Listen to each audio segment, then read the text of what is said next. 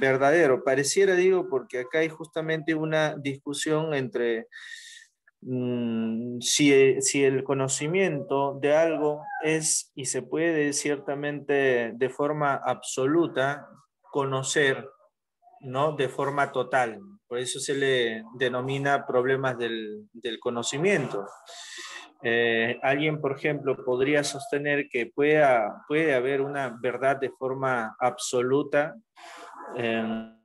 dentro de esta teoría, ¿no? ¿Qué es la verdad, no? ¿Es posible lograr la verdad?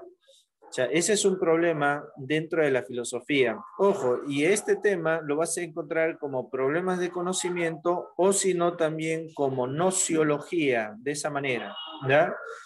Problemas del conocimiento o la nociología. De esta manera lo voy a...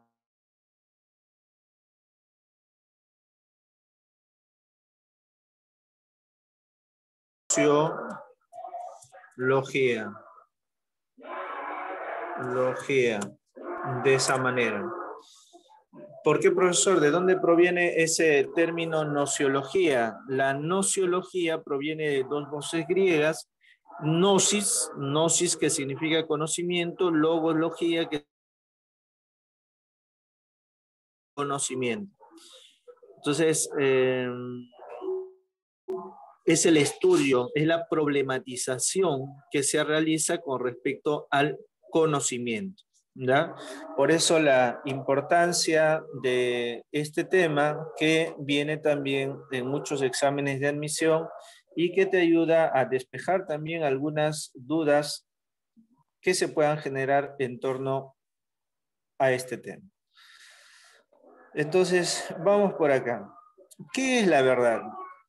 Hay un problema dentro de la discusión de la nociología con respecto a la verdad. O sea, cuando tú, yo o cualquier sujeto intenta ciertamente relacionarse con lo que está fuera de sí, decimos que algo es verdadero cuando consideramos que ese algo que es verdadero puede ser coherente, puede ser útil, puede corresponder a una idea que nos hemos planteado. Por ejemplo, allí estás viendo en esa imagen, ¿no? Uno dice que es 4, el otro le dice que es 3. Entonces, pareciera que esa misma realidad tiene dos verdades, ¿cierto? Pero ¿qué cosa sería ahí la verdad de forma absoluta? ¿O es que la verdad se da de forma relativa? Y eso es bastante peligroso porque si tú consideras que la verdad se da de forma relativa, ojo, la verdad se da de forma relativa, cada quien tiene su propia verdad, pues. O sea, y eso genera una suerte de duda frente a lo que podemos ciertamente conocer, ¿no? Cómo yo sé que algo para mí es verdadero y para otra persona ese algo es falso. Por ejemplo, la percepción que yo tengo de una señorita, ¿no? Aunque ahí debemos ciertamente hacer diferencias en el aspecto subjetivo que tiene el ser humano. ¿Por qué, profesor? Porque cuando tú no valoras, ahí estás partiendo de tu subjetividad. Pero, por ejemplo, que el día de hoy, sea lunes, sea martes, sea miércoles, eso ya no depende de quién, ya no depende de mí. Entonces, por ahí podríamos buscarle tal vez una distinción entre lo que es lo subjetivo, o sea, lo que es para ti y lo que realmente puede ciertamente suceder. ¿Recuerdan la imagen del vestido? En la imagen del vestido, para algunos el vestido era color azul con franjas negras, para otros era blanco y dorado. Entonces, por ejemplo, ahí es una realidad concreta que tú estás observando, pero que tiene o pareciera tener dos verdades, ¿no? Entonces, eso, por ejemplo, es bastante importante discutir en este punto acerca del problema del conocimiento. ¿Ya? Muchachos, además, no olviden que esta disciplina de la filosofía es más grande que otra disciplina llamada epistemología, porque aquí el conocimiento ya no solamente se basa en el estudio del conocimiento científico, que sería la epistemología. El término epistemología proviene de dos voces griegas también, por un lado episteme, que significa ciencia, y por el otro que logos, que significa estudio, estudio, tratado de la ciencia. A diferencia de, a diferencia de la nociología, que es la teoría del conocimiento, la epistemología es la teoría del conocimiento científico. Entonces, si haces una comparación entre estas dos disciplinas, ambas se dedican a estudiar el conocimiento, pero una de ellas, que es la epistemología, se encarga estrictamente de estudiar el conocimiento científico, nada más. En cambio acá, en este tema que estamos abordando, no solamente se dedica a estudiar una parte, sino se dedica a estudiar todo el conocimiento en sus diversas formas, ¿no? ¿Eso qué significa, profesor? Que tú tienes que saber diferenciar entre lo que es conocimiento científico, conocimiento filosófico y conocimiento vulgar o mecánico.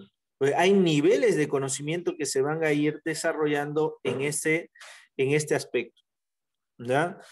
Entonces, ahí, por ejemplo, es importante hacer este tipo de diferencias, porque cuando tú hablas del conocimiento científico, estás hablando del estudio de la realidad, pero no desde sus partes, no desde la totalidad. Es como decir, ¿no? La ciencia estudia el árbol, la filosofía estudia el funcionamiento de todo el bosque.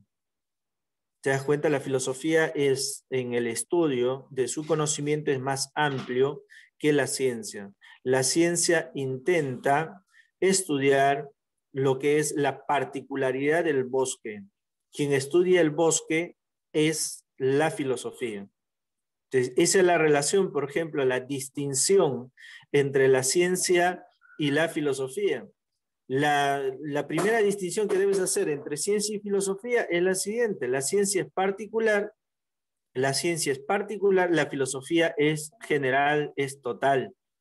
O sea, totalizadora se le llama la filosofía porque estudia, intenta dar fundamento a todo. ¿Ya? Y profe, ¿y cómo yo hago la diferencia entre el conocimiento científico y el conocimiento vulgar? El conocimiento científico es metódico, o sea, tiene un método establecido, es sistemático, es organizado. En cambio, el conocimiento vulgar, no, el conocimiento vulgar es acrítico, ametódico, o sea que no tiene pasos. Anda, profe, ¿cómo así?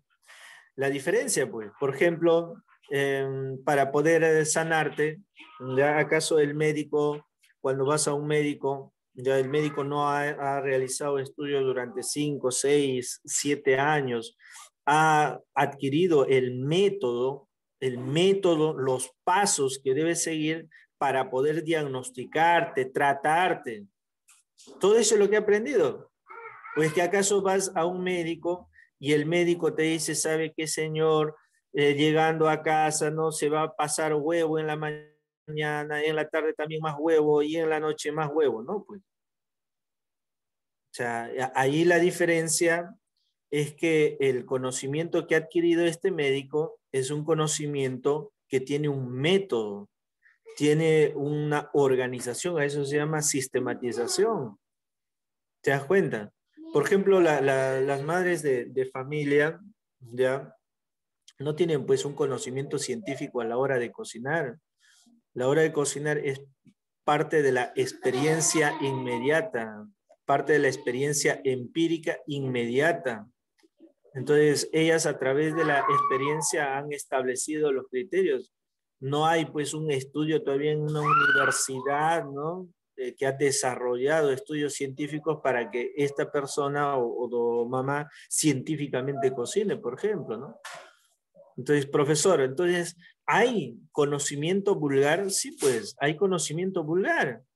Alrededor hay conocimiento vulgar. Si tú, por ejemplo, ya consideras que, ¿no? Sacando un mechoncito de esa a tu pareja, le vas a hacer un amarre, por ejemplo, ¿ya? ¿Eso en qué universidad has aprendido? ¿O en qué universidad te van a enseñar? Bueno, llevas, ¿no? Al chamán, haces de todo y según tú con eso vas a amarrar a esa persona por el resto de tu vida. Entonces, eso, por ejemplo, ¿qué tipo de conocimiento es? Un conocimiento vulgar, pues, de la experiencia inmediata.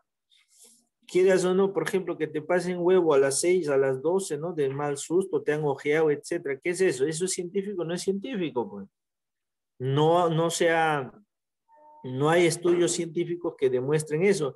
Pero, profe, sí me ha pasado. Después el dolor me ha calmado. O sea, hay algunas explicaciones frente a eso, ¿no? Por ejemplo, que es como cuando tomas una pastilla que el doctor te receta supuestamente para que te sientas bien, pero en realidad es una pastilla cualquiera que te ha recetado, pero te hace sentir bien. Entonces, tiene que ver mucho con la voluntad y la intención que tiene el ser humano. Entonces, eso es importante, ciertamente, destacar los niveles de conocimiento. Entonces, por ejemplo, ¿no? Si tú eres creyente, eres una persona religiosa, oye, siendo una persona religiosa, ya pues, o sea, hay un tipo de conocimiento en la religión, pero no por eso puedes decir pues que ese tipo de conocimiento es científico.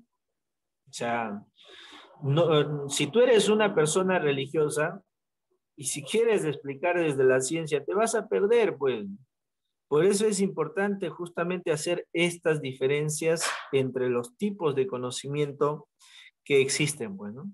Entonces, ese es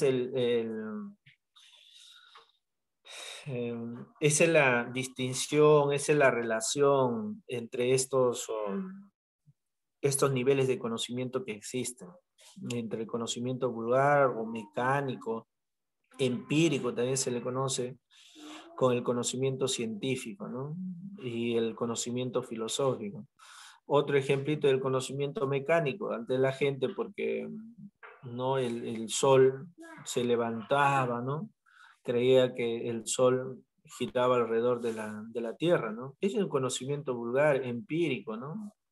Pero la ciencia ya da una explicación del porqué de su funcionamiento, por ejemplo, ¿no? O sea, esas cosas son importantes, importante considerar a la hora de postular, a la hora de dar tu examen, ¿no? Que hay varios niveles de conocimiento, ¿no?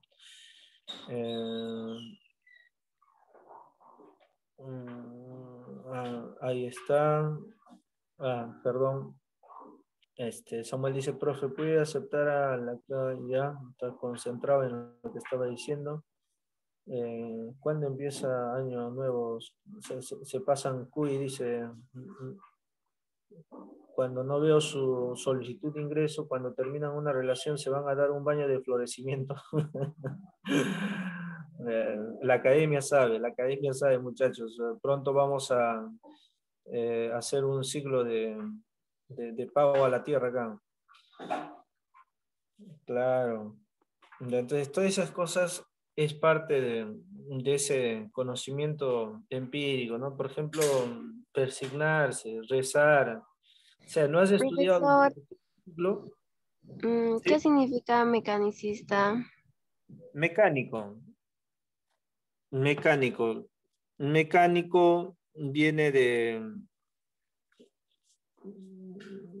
que haces un conjunto de cosas de forma empírica, bueno, repetitiva. No hay un análisis profundo de ese conocimiento, ¿no? ¿Y es Piensa, materialista o idealista, profesor? ¿cómo? ¿Es materialista o idealista, profesor? ¿Qué cosa? ¿El mecanicismo? Sí, profesor. Bueno, hay un materialismo mecanicista, bueno. Pero también el mecanicismo, no vayas a pensar que solo o tiene una tendencia materialista, ¿no? Por ejemplo, René Descartes, que era un idealista, era bastante mecanicista. Él creía que el funcionamiento de la naturaleza no era producido pues por otra fuerza que no sea el movimiento mecánico, ¿no? O sea que él pensaba, por ejemplo, que nosotros éramos como máquinas, que ¿Y los quién animales. propone el materialismo medialista, mecanicista, profesor? El materialismo mecanicista, ahí vas a encontrar a varios anteriores a Carlos Marx, ¿no? Porque la diferencia entre el materialismo mecanicista y el materialismo dialéctico es justamente en que el materialismo mecanicista plantea como receta que la sociedad, que la naturaleza es como un proceso de evolución nada más, ¿no? eh, que las cosas van a cambiar algún día, ¿no? O sea, que no hay necesidad de movernos y que todas las cosas van a suceder en su momento, ¿no? A diferencia, obviamente, del materialismo dialéctico que plantea ya con mayor profundidad de que nuestra realidad nosotros lo podemos ciertamente cambiar, ¿no? Pero bueno, en ese aspecto será importante hacer profundización de este tema, ¿no? Materialistas mecanicistas, pues vas a encontrar a varios del siglo XVIII, ¿no? Diderot, Holbach, Hilbertus, son materialistas mecanicistas, ¿no? Ajá, de esa manera. Gracias por estar ahí, por estar siempre preguntando, ¿ya? Cuando termina una realidad, cuando dice, cuando empieza el año nuevo se pasa un cuy, claro, por ejemplo, también ahí está Feuerbach, ¿no? Yo ni sabía nada de eso, profesor, no sabía que se pasaban cuy cuando comienza el año nuevo. Justamente, Jennifer, acá en la academia, después de que culmine este siglo, vamos a pasar cuy a todos. Muy bien. Entonces, Profesor, ¿existe dime. eso de los chamanes? Ya, recuerda la clase que tuvimos de la ilustración y recuerda a Kant, ¿ya? Kant te invitaba a que tengas la posibilidad de tener tu propio pensamiento, ¿no? Tu propia razón, tu propio criterio. Kant te invitaba a que partas justamente de ese pensamiento, ¿no? O sea, existen los chamanes, sí, incluso te dan tarjetas. ¿Ya? Sí, pues no sé si ahora Profesor, último yo habrá creo recibido una tarjeta, que por eso es ejemplo, una ¿no? Que te dan con creencia. tu... Profesor, Ya, yo pero creo no solo basta que creer, es una pues, ¿te das creencia. cuenta? Porque pasarse cuy Ya, cuando comienza el año nuevo, yo creo que eso es una creencia, porque yo tampoco no estoy informada sobre eso. claro, ¿no? O sea, en fin de cuentas, pues puede ser cuy o, ¿por qué no un gato, ¿no? No sé, una rata, por ejemplo, ¿no? Pero bueno, hay estudiantes que entierran la foto de la tóxica para que según ellos no les incomode cuando estudien para que se encuentren. Y lo peor de todo es que paran preocupados por la tóxica. Ahí está el maestro Pedro, el maestro Javier, han enterrado a la tóxica, pero ni así, ni así. Ya, continuamos, gente. Entonces, cuando ustedes, justamente ese es es importante en torno a la discusión del conocimiento, pues gente. O sea, ustedes no pueden partir de las creencias. Por ejemplo, cuando tú dices, no, yo creo que hoy es martes, profe. O sea, no puede pasar eso. O sea, ¿por qué consideras que el día de hoy es martes? Porque justamente, objetivamente, el día de hoy es martes independientemente de lo que yo considere. Esa es la diferencia abismal entre lo subjetivo, entre lo que yo creo y entre lo que realmente es. Pues. Entonces, por eso que dentro de la teoría del conocimiento existen cuatro características importantes. Una de las características importantes de este conocimiento o del conocimiento es que debe ser objetivo. El conocimiento debe ser objetivo. ¿Qué significa eso, profesor? Que el conocimiento no puede ser un conocimiento válido para mí y no válido para la otra persona. El conocimiento tiene que partir de la objetividad que te arroja la realidad. Eso es. O sea, a eso se llama conocimiento. El conocimiento tiene que ser objetivo, no subjetivo. No puede decir yo creo o creo que me han dicho. Por ejemplo, cuando mencionaban a partir de los chamanes, ¿no? O sea, los chamanes existen, sí existen, pues. Pero de que te engañan, eso es otra cosa, ¿cierto? Te dan tarjeta. Hace poco estaba pasando por ahí, ¿no? Y me dieron una tarjeta que decían que te curaban el COVID, ¿no? Imagínate eso. Y hay gente que cae en esa situación, ¿no? O sea, imagínate, hay gente que cae, hay gente que yendo supuestamente a esos lugares se cura de algún mal, ¿no? Y etcétera, etcétera, ¿no? Y acá la academia ya está solicitando, ¿no?, la presencia de un chamán para poder hacer una limpia para todos ustedes, para que de una vez ingresen en este examen de admisión que se viene, ¿ya? Muy bien, gente. Entonces, te estaba comentando de la primera característica que no está en la diapositiva, que es objetiva. Y si es objetiva, el conocimiento también debe ser necesario. ¿Eso qué significa? Necesario significa de que no puede ser verdadero y falso a la vez, pues. Por ejemplo, si yo digo que el agua de mar es salada, ¿no? Esa proposición que estoy lanzando no puede ser verdadero y falso a la vez. O es salada o no es salada. A eso se le conoce como necesario. ¿Te das cuenta? Es objetivo. ¿Por qué? Porque no puede ser de dos maneras. Hoy es martes o no es martes. Entonces, ¿qué cosa sería lo contrario de necesario? Lo contrario sería lo contingente. ¿Qué cosa es lo contingente? Que hoy sea martes y no sea martes a la misma vez, pero no es así, pues. O sea, el conocimiento cuando es objetivo es siempre necesario. O sea, por ejemplo, yo no puedo decir que tú eres alto y no eres alto a la vez. O bien eres alto o no eres alto. ¿Te das cuenta? Así es el conocimiento. El conocimiento es exacto, es necesario. Y si es necesario, tiene que ser universal, pues. O sea, universal. ¿Qué significa? Debe ser válido para todos. Y si es válido para todos, entonces también el conocimiento se tiene que verificar. O sea, cumple esas cuatro características el conocimiento, ¿ya? Y aquí ya se han matriculado para Limpia, que va a organizar el maestro Pedro en la Academia Estudia Online. Ahí Jabel también va a apoyar en hacer la limpia a todos los muchachitos que están pues a camino a postular, ¿ya? Para que le saque todo el espíritu maligno que tienen ahí dentro. Muy bien. Posibilidad del conocimiento. Esto ya tiene que ver con los temas,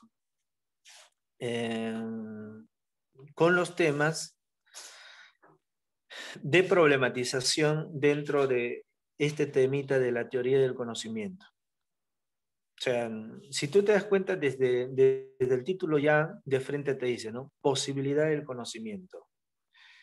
¿Es posible el conocimiento? O sea, ¿es posible alcanzar la verdad? Entonces, a esa discusión se le conoce como posibilidad del conocimiento, ¿ya? Por interno nos escriben, dice conocimiento es objetivo real o es uno u otro, ¿no? A eso se llama necesario, solo se puede haber una respuesta. Por ejemplo, la vacuna china ha sido sustraída por Vizcarra. Perdón, la luna orbita la Tierra. Descarado lo que hacen, ¿no?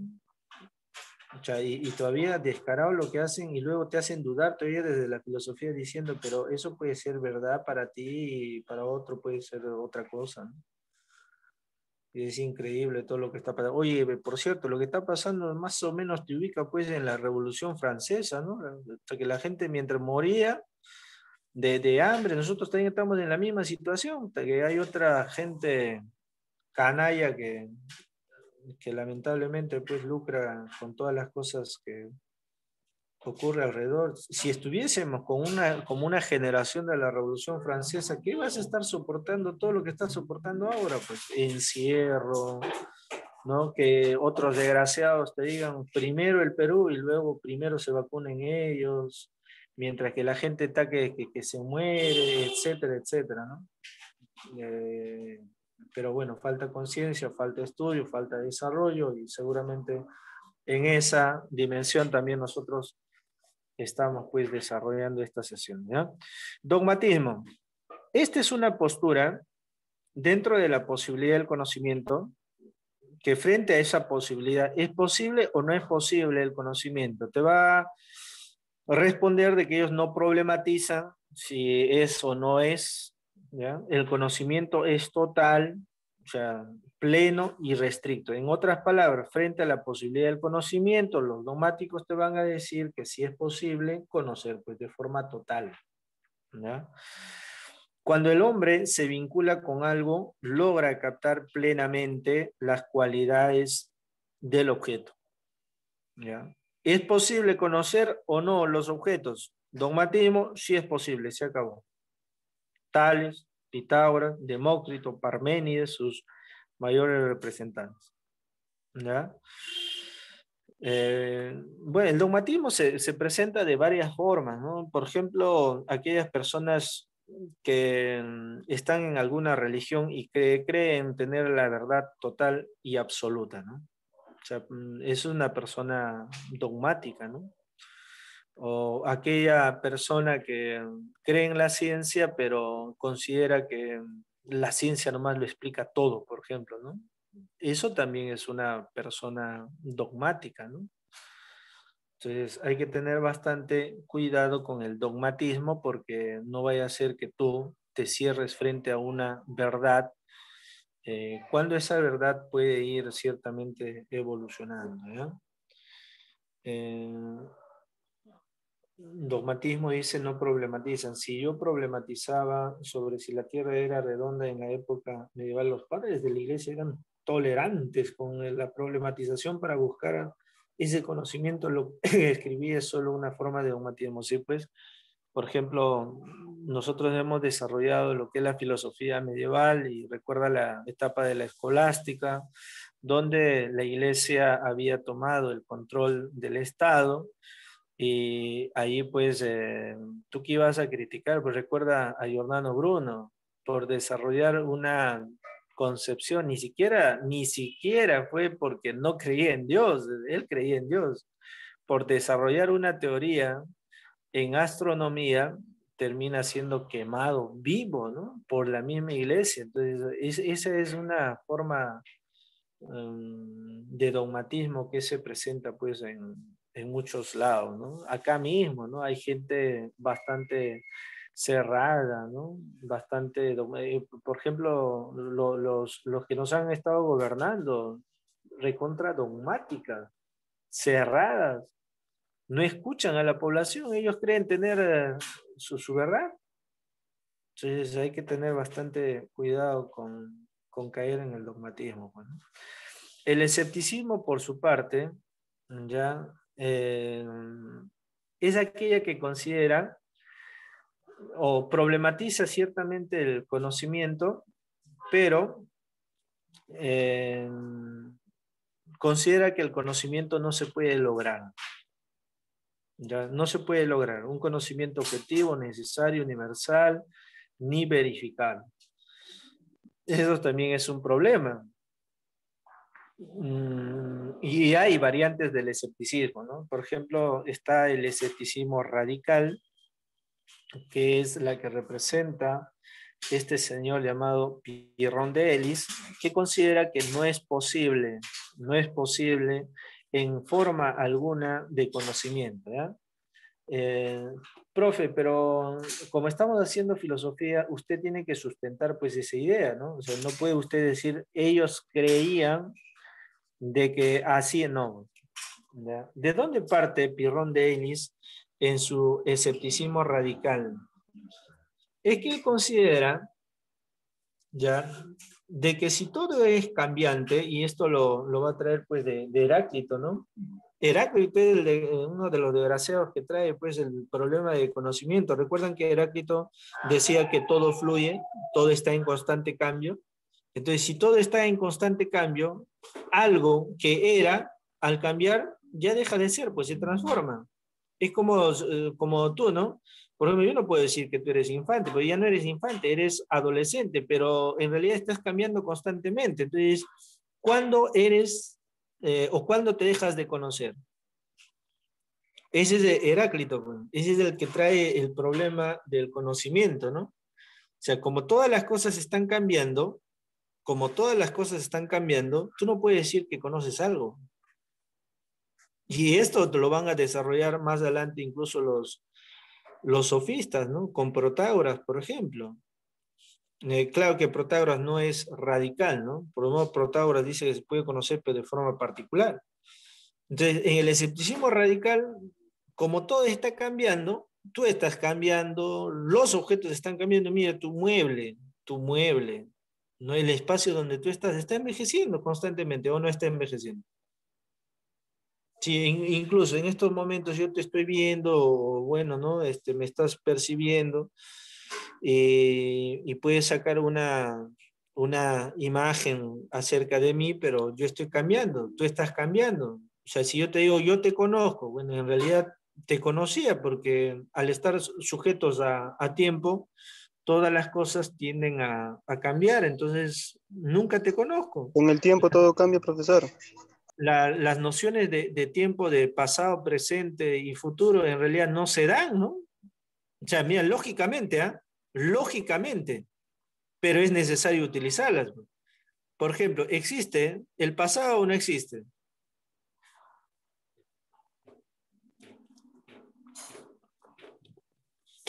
¿Existe el pasado o no? En la noción de Pirrón de Ellis va a decir, pues no existe, porque ya pasó, pues. ¿Cómo algo que ha pasado va a existir? ¿Existe el presente? Claro, pero profe, Sí. ahorita existe. Oye, pero ahorita ya no es ahorita, pues. Ya tu cabeza debe estar haciendo pum, pum, pum. O sea que no existe el presente, profe. Desde el escepticismo radical, eso plantea, pues, ¿no? O sea, no hay presente, pues. Todo lo que es presente, entre comillas, en realidad se vuelve pasado. ¿Y existe el futuro? Bueno, profe, el futuro todavía no ha pasado, pues entonces, ¿cómo puede existir el futuro si todavía no pasa? Entonces, profe, ¿qué cosas somos? Nada, pues no podemos asegurar realmente qué somos o no somos, ¿no?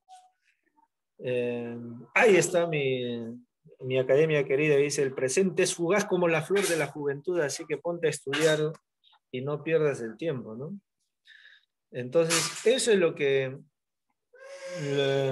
quería en todo caso demostrar o plantear lógicamente desde el escepticismo radical, ¿no? Por eso que Pirrón de Ellis, él menciona pues de que todo al estar sometido en constante cambio no puedes conocer algo, ¿no? Porque lo que conocías deja de ser debido al sometimiento del cambio en el que se encuentra. ¿Te das cuenta cómo es la lógica? O sea, la lógica es interesante porque tiende a, ¿no?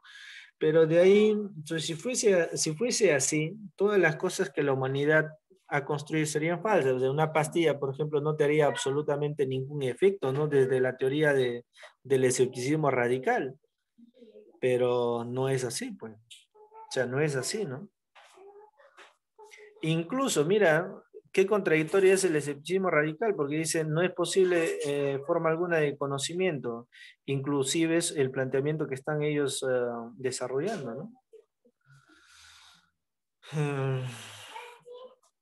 Así es, por ejemplo, los que dicen que no hay varón o mujer, sino que todo es relativo, es género, aunque ese planteamiento ya no es del relativismo total, ¿no? El relativismo, o digo, del escepticismo total, a la referencia que hace el comentario del que está escribiendo desde la academia, es un escepticismo relativista, ¿no? Y esto tiene que ver con Protágoras, ¿no? Hace un tiempo, por ejemplo, una de mis sobrinas discutía con su mamá y, y su mamá le decía una cosa, ¿no? Le decía, oye, ¿sabes qué? Lo que tú estás haciendo está mal, ¿no? ¿Y por qué va a estar mal? La pechó, ¿no? Mi sobrina, ¿no? Déjame hacer, que para ti eso será mal, para mí esto será bien, ¿no? Entonces, mira cómo es esa discusión de la verdad que se presenta en todas las cosas, ¿no? Y un día esta sobrina le estaba corrigiendo a su hermanito, ¿no? Le decía, no, no hagas eso, que esto, que lo otro, ¿por qué te lo vas a hacer así? Que yo... Y justo pasaba por ahí y le hice la observación, me dije, pero no dices que para ti es una cosa y para tu mamá otra cosa, es lo mismo que pasa con tu hermanito, ¿no? O sea, para ti puede ser una cosa y para tu hermanito otra cosa. ¿Te das cuenta? Entonces, eso es relativismo. Profesor, nosotros somos bastante relativistas, recontra relativistas. Cuando nos conviene, asumimos una postura a favor y cuando no nos conviene, o sea, por ejemplo, en la clase política actual, la gente es así. Por ejemplo, hay muchos, ahí está el tío Salaverry, ¿no? Salaverry que ahora está yendo con el Somos Perú a la presidencia. Se tomaba fotito con Keiko, defendía, ¿no? A Keiko, pero mira qué ha pasado. Que pasa el tiempo y ¡pum! Ha cambiado. ¿Ya? Ahí está tu tío Acuña, ¿no? Cuando le conviene acepta una cosa, cuando no le conviene acepta otra cosa. Ahí está tu tío Moradito, por ejemplo, ¿no? Ahí está el tío Moradito. ¿Qué cosa decía el tío Moradito? Ah, ya, profe, decía que bravo Chile, bravo por su nueva constitución. Aplausos. Señor Guzmán, ¿usted va a cambiar la, la constitución? No, no. Entonces, ¿pero por qué aplaude? No, es que en nuestro caso no hace falta, está bien. Entonces, ese es el relativismo, ¿no? Hay dos tipos de relativismo. El subjetivo, que la verdad se da de forma individual, y por el otro lado tienes al cultural de Herbert Spencer, ¿no? Que plantea que el conocimiento depende del contexto o del grupo que experimenta. Por ejemplo, acá en nuestra cultura inca, el objeto más valioso, ¿qué cosa era, muchachos? Pregunta de examen de admisión 2022, más o menos calculando el año en que vas a ingresar. Pero el escepticismo menciona que acerca del conocimiento no se puede conocer en su totalidad con respecto a los sentidos porque estos no nos presentan la realidad tal como son. Por eso, amigo Rubén, hay variantes del escepticismo. Está el radical, está el relativo, está el agnóstico, o sea, hay varios tipos de relativismo. ¿Ya? Sobre lo de Omar dice, no entiendo. Entonces, este Protágoras de Advera plantea justamente ese relativismo en función del sujeto, de la persona. O sea, por eso plantea su teoría del homo mensura, ¿no? Hombre como medida de todas las cosas. Mi verdad no puede ser más que la tuya, ¿no? O sea, mi verdad es muy distinta seguramente a tu propia verdad, ¿no? O sea, cada quien tiene su propia verdad, es lo que te dice Protágoras, ¿no? En el caso del cultural de Herbert Spencer, te decía, eso depende de la cultura. Aunque hay que hacer esta salvedad de lo objetivo y de lo subjetivo, porque acá en lo cultural y en Protágoras también se cae en mucha subjetividad. Pues. Por ejemplo, si nosotros tenemos la noción acerca de belleza, si nosotros tenemos acerca la noción de belleza, para nosotros belleza para nuestra época es muy distinta a la noción que se tenía de belleza en la época feudal. En la época feudal, las mujeres que eran más agarraditas, las gorditas, las que tenían carnecita, eran las más preciosas. O sea, esos cuerpos de alambre prácticamente sufrían en esa etapa de la sociedad feudal. Hoy en día las cosas se han invertido. Si tú revisas cuadros de la época feudal, por ejemplo, la Mona Lisa, ¿no? Es pues una chica esbelta, flaquita, ¿no? Entonces, es una poderosa. Y mira, ha cambiado el tiempo y ahora la noción de belleza, bueno, ha cambiado y la cuerpo de alambre es la que finalmente pues tiende a ser más vistosa, ¿no? Por ejemplo, en algunas otras culturas, el oro, ¿no? El oro no tiene mucho significado. En nuestra cultura, si bien es cierto, el oro tenía un significado, pero no era lo más importante. Los incas acá comenzaron a esconder sus telares porque consideraban que eso era, y eso es lo que venían a quitar los españoles, ¿no? Hasta que descubrieron que en realidad ellos tenían otra necesidad, ¿no? Que era el oro, ¿no? Entonces, el criterio de verdad para Herbert Spencer es de forma cultural.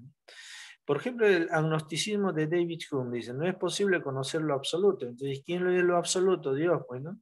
¿Y de dónde parte Hume eso? Tú que eres un ser limitado, no puedes conocer a alguien ilimitado como Dios, pues a eso se llama agnosticismo. Y eso es parte también, es una variante del escepticismo, ¿no? Lo particular no puede generar, no puede conocer a la totalidad que es Dios, pues, ¿no?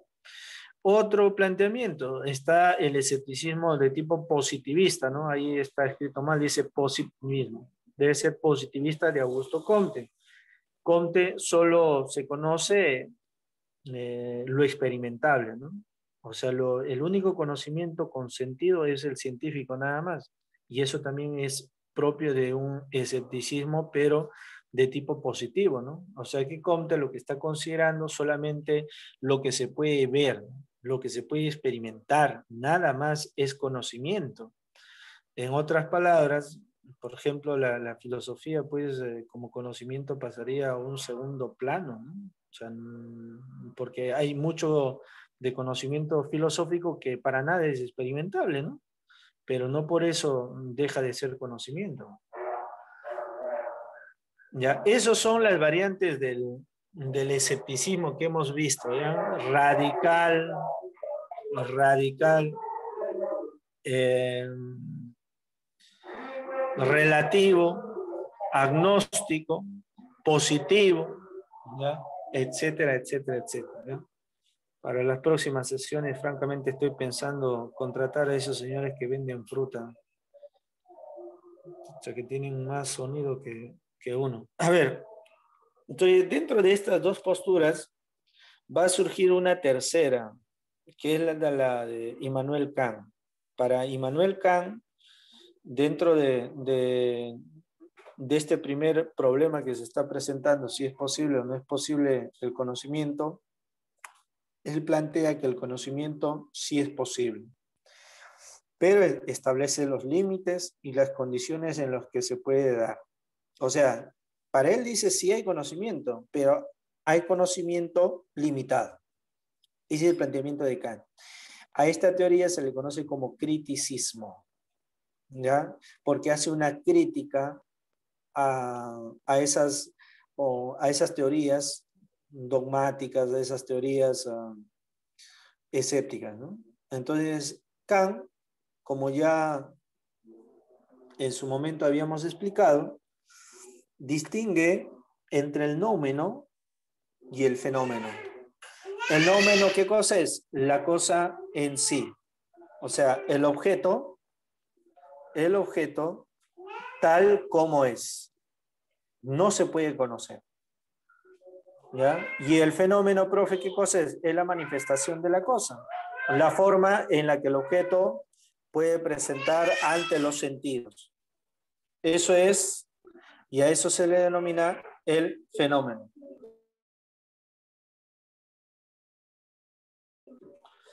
Entonces, entre esta relación entre el nómeno y el fenómeno, hay una relación bastante interesante. Kant, ¿qué cosa va a decir? Sí se conoce, pero ¿qué? El fenómeno. ¿Y qué cosa no se conoce, profe? El nómeno. ¿Ya?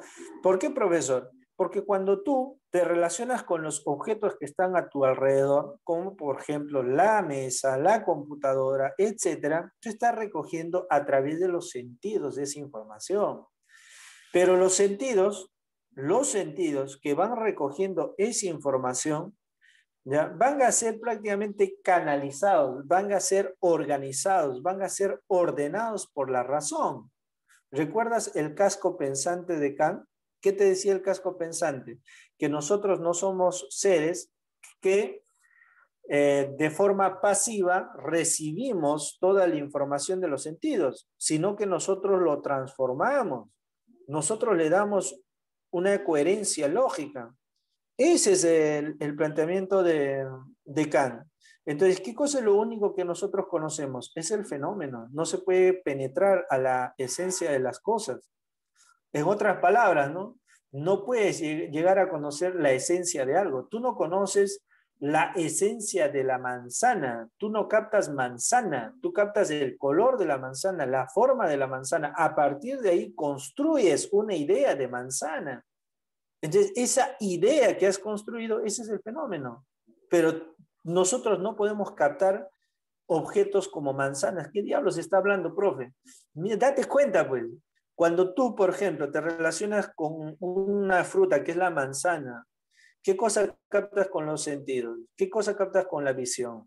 ¿Captas colores o captas objeto manzana? ¿No? Captas color, captas forma, no captas manzanas.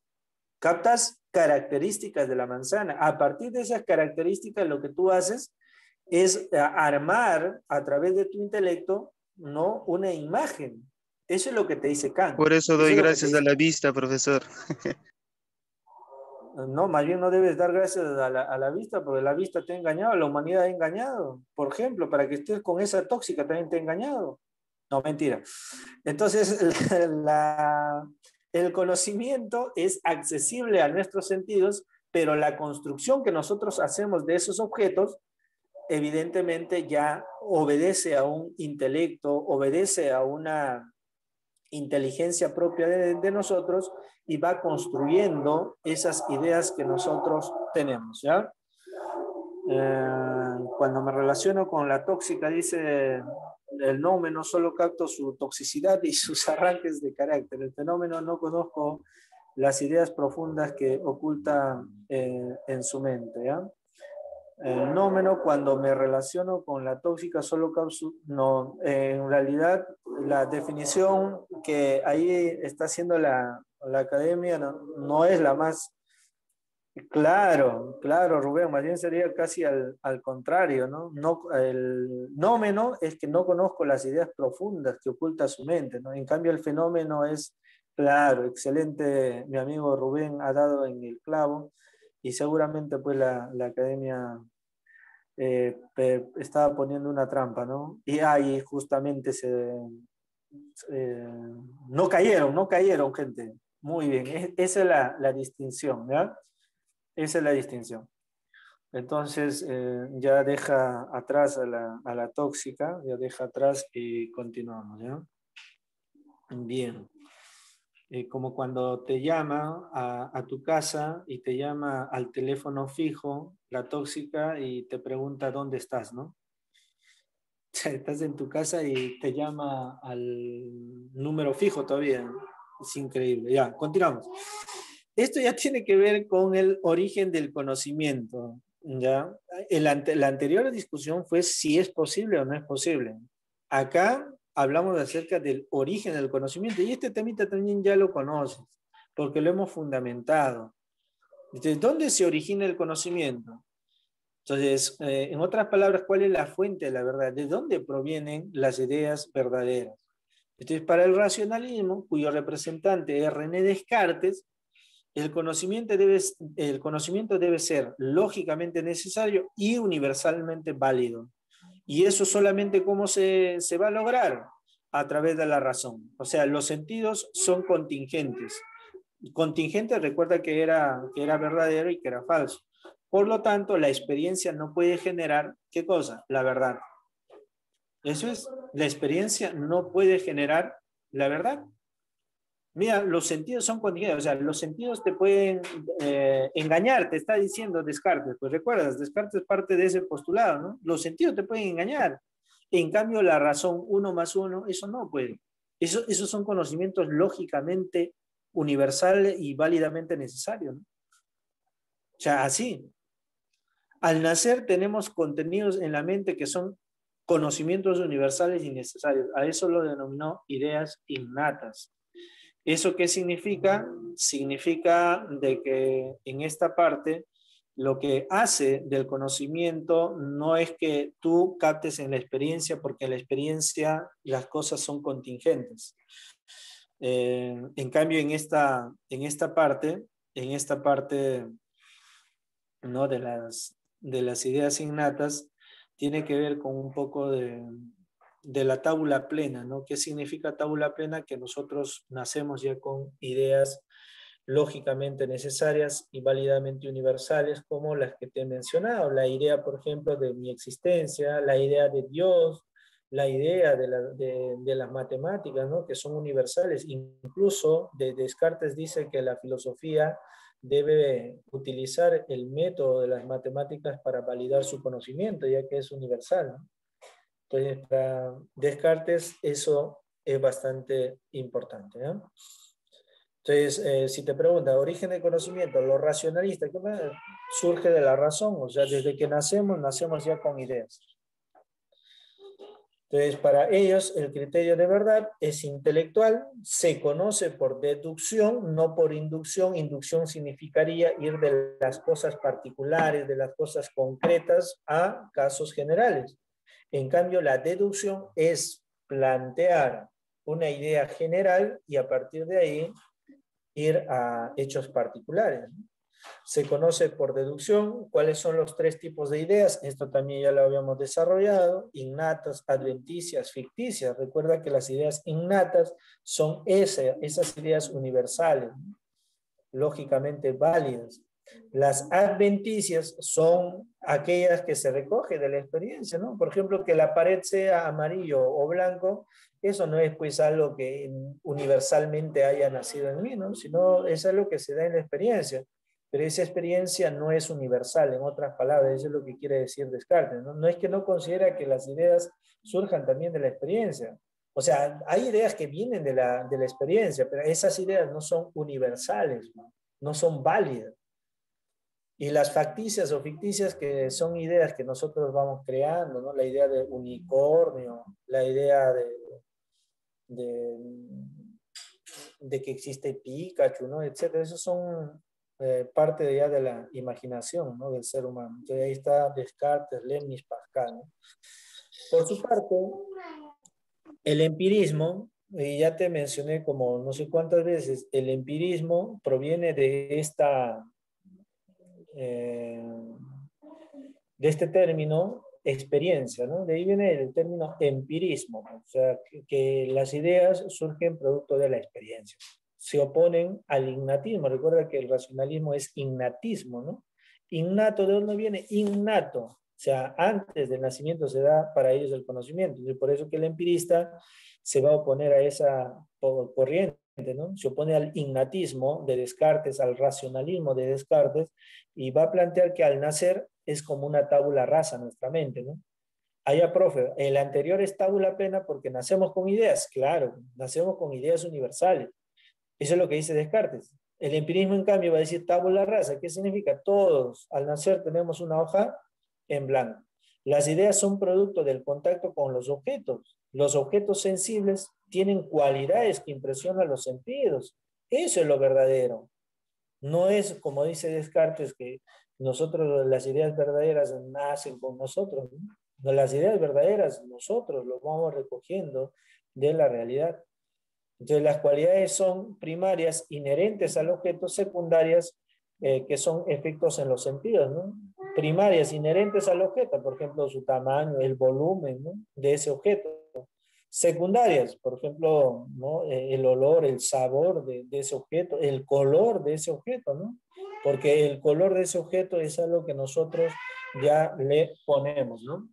Eso es con respecto al Empirismo, ¿no? El criterio de verdad, a diferencia de los racionalistas, para ellos el criterio de verdad es sensorial, ¿no? Se conoce por inducción. Los tipos de experiencia que uno va a desarrollar en su experiencia es externa a aquellos que se recoge a través de los sentidos e interna a aquellas ideas que surgen a través de la reflexión, ¿no? A través del pensamiento, de la memoria. Entonces, ¿quiénes son sus representantes? Talog, Berkeley, Legión, Bacon, etc. Entonces, tienes también a otra corriente que es el apriorismo. Apriorismo, nuevamente Kant, conciliador de estas dos posturas anteriores. Propone que el conocimiento será posible con la participación tanto de la razón como de la experiencia. ¿Me ven? Por eso apriorismo o criticismo también se le conoce a esto, ¿eh? La razón contiene las formas a priori, esto también ya lo habíamos tocado, espacio, tiempo y las categorías cantidad, cualidad, relación, modalidad, etcétera, etcétera, según las cuales se van a expresar los juicios. La experiencia proporciona, la experiencia, o sea, estamos partiendo de los sentidos que proporcionan los datos que la razón ordena. Es un caos de sensaciones, o sea, todo lo que se recoge con los sentidos es un caos, pero ¿quién los ordena? La razón. Entonces, ¿qué cosa es el conocimiento? No es otra cosa que la relación de ambos. Y esto ya tiene que ver con lo que es la esencia del conocimiento. O sea, ¿dónde está? O sea, ¿qué determina el conocimiento? Entonces, para el realismo, la realidad existe objetivamente, ¿no? El conocimiento solo es una copia. O sea, esta realidad que tú estás viendo, que está fuera de ti, es algo que existe como, o sea, y nosotros nos representamos como una copia fiel. ¿Ya? A eso se llama esencia. ¿Ya? ¿Quién determina el conocimiento? El realismo. Realismo plantea de que nosotros hacemos copia fiel de la realidad. En cambio, el idealismo, la realidad no es objetiva, es subjetiva. Por ejemplo, Platón, ¿recuerdas qué cosa planteaba Platón? Platón decía pues que el mundo, o sea que esta realidad que tú estás viendo es una copia de otro mundo. Entonces el idealismo va a decir que la verdadera esencia de todo esto no está acá, está en otro mundo. Ese es el idealismo de Platón. Y el fenomenalismo que viene de este término fenómeno, ¿ya recuerdas? Nómeno, fenómeno, de ahí viene fenomenalismo, va a plantear que la realidad es objetiva. El conocimiento es una construcción. ¿Recuerdas acá? ¿Qué te dice? Recoges datos a través de los sentidos, pero lo construyes a través de ¿qué cosa? A través de la razón. Entonces, ¿qué cosa es la realidad? Es esa construcción que tú haces de las cosas que has recogido, pero al ser una construcción, lo que construyes es un fenómeno nada más. Pues no puedes penetrar la esencia de las cosas, no puedes penetrar al objeto en sí, no puedes conocer el nómeno. Entonces, la realidad es una construcción de fenómenos nada más.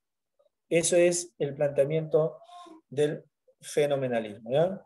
Bueno, gente, por lo menos hasta acá hemos llegado con el curso de filosofía. Han sido 8 semanas muy vibrantes para cada uno de nosotros, por lo menos en la parte teórica. Y gracias, ¿no?, por haber participado conmigo.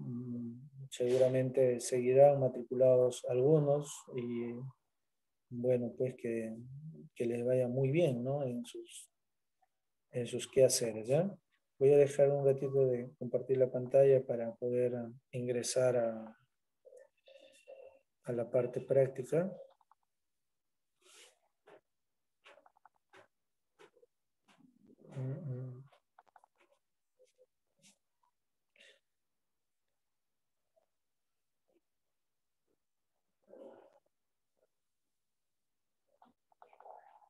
Ya.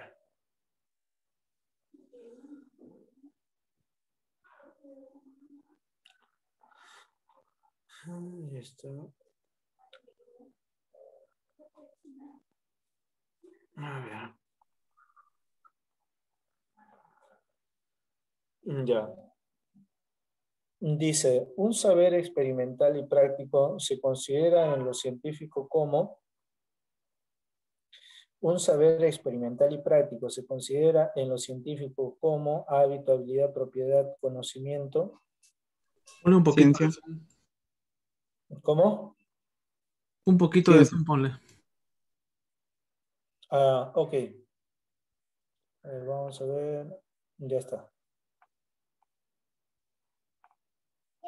Ahí, sí, ¿no? Sí, profe, sí. Bien, Ya, bien. gracias. Un saber experimental y práctico se considera en lo científico como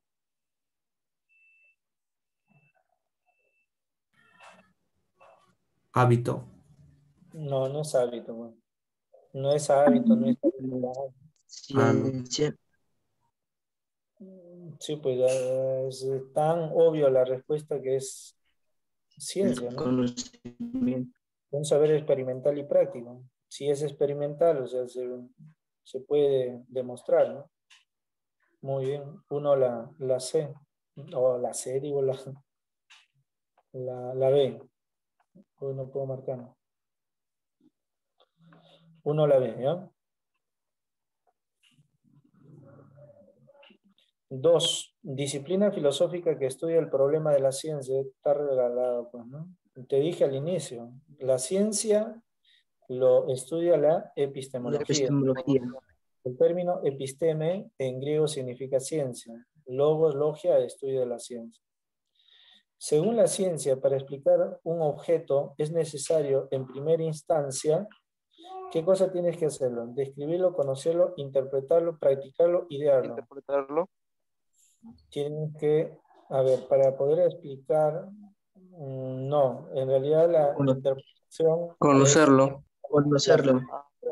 Ah, Conocerlo. es primero describir. Recuerden que en la ciencia No es- hay cuatro funciones de la ciencia. Describe cómo es el fenómeno, explica, ¿ya? Se anticipa y luego modifica. Entonces, si no puedes describir mínimamente un fenómeno, no puedes explicar el fenómeno. ¿Ya? Entonces, 3 es la B. 4, la evaluación crítica de los problemas del conocimiento es objeto de la evaluación crítica de los problemas del conocimiento. O sea, si es una evaluación, no es epistemológica, pues, ¿no? Sino que de todo el conocimiento. Epistemología. No, claro. Porque justamente en esa evaluación crítica se habla pues de la posibilidad del conocimiento, del origen del conocimiento, etcétera, etcétera. Las ciencias se ocupan de estudiar, describir, investigar los objetos materiales. ¿Cuáles son esas ciencias? Bueno, recuerden que en la división de las ciencias hay dos tipos de ciencias, ¿no? Las prácticas y las formales. Pero bueno, acá te está diciendo la número 5, que las ciencias se ocupan de estudiar, describir, investigar los objetos materiales. práctico. Ah, ya, pues, mira, te han puesto, bueno, las matemáticas no, pues, ¿no? Naturales. Puede ser la ciencia natural, ¿Naturales? ya.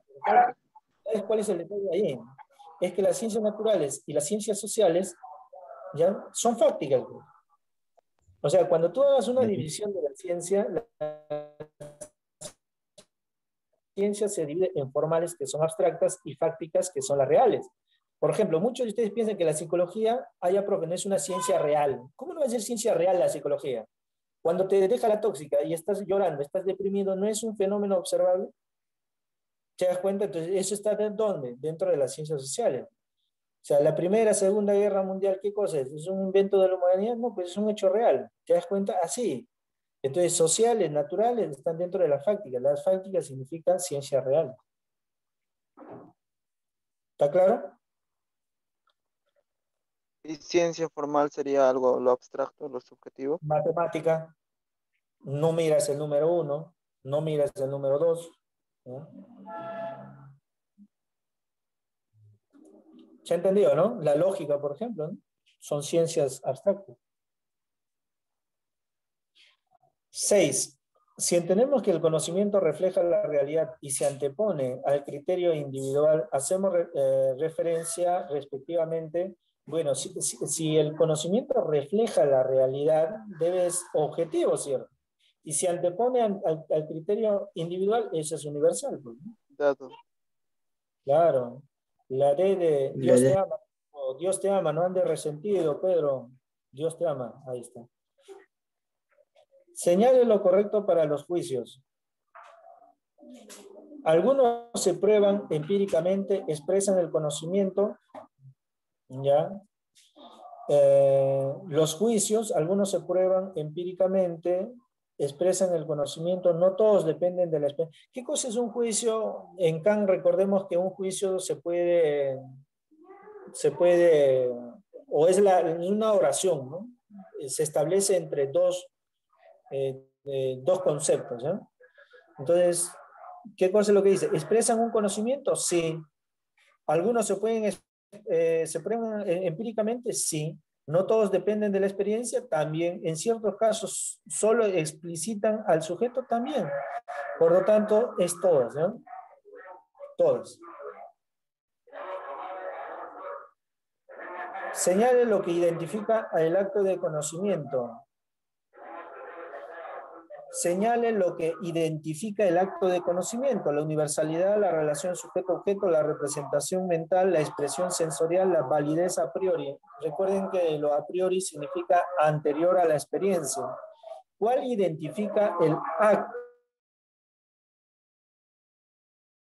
de conocimiento? El acto de conocimiento es la representación mental que yo tengo del objeto. Pues. O sea, ¿cuándo se da el conocimiento? Cuando yo represento el objeto, ¿no? Mentalmente. Esa es la respuesta, ¿no? La representación mental. ¿Ya?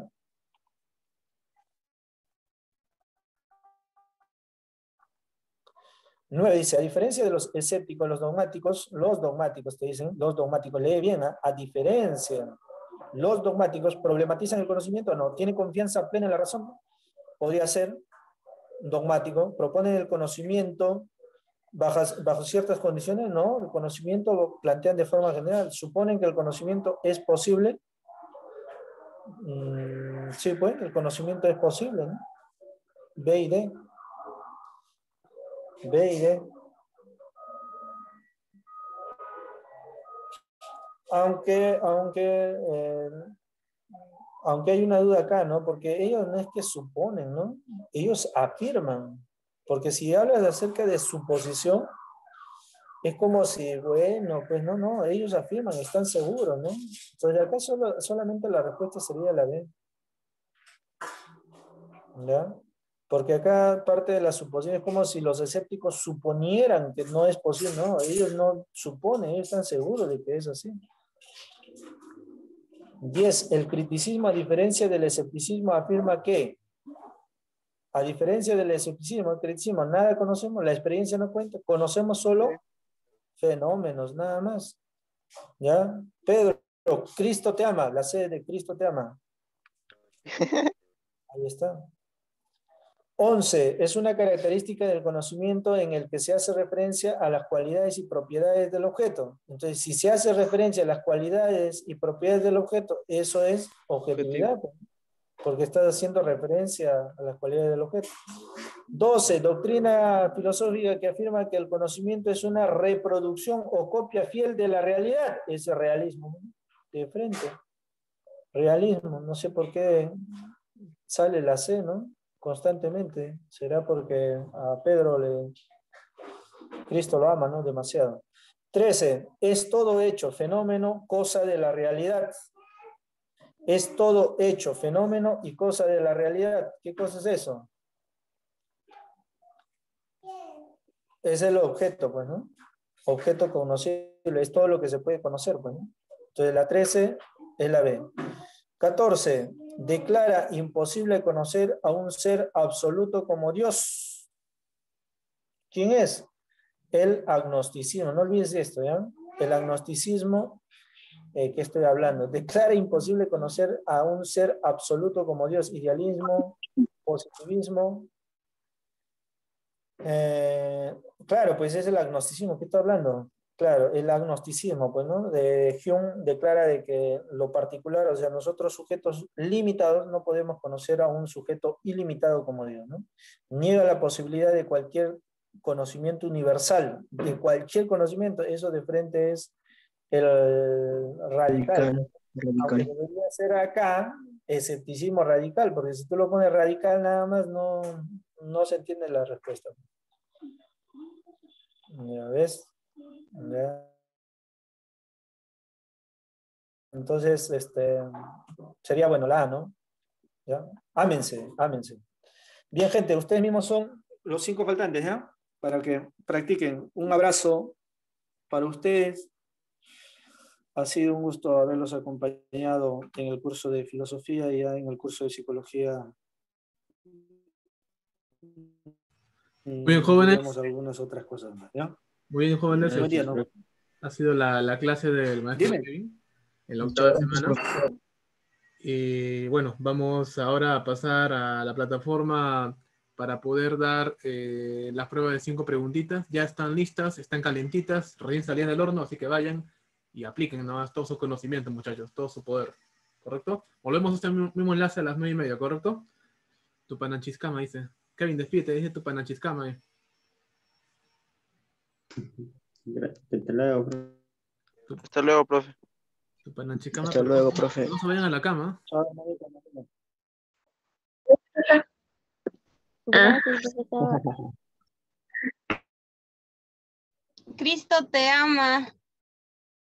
Listo, nos vemos más tardecito, a las 9:30. Pero el anticristo te reclama. Okidoki, vámonos. Tomen agua.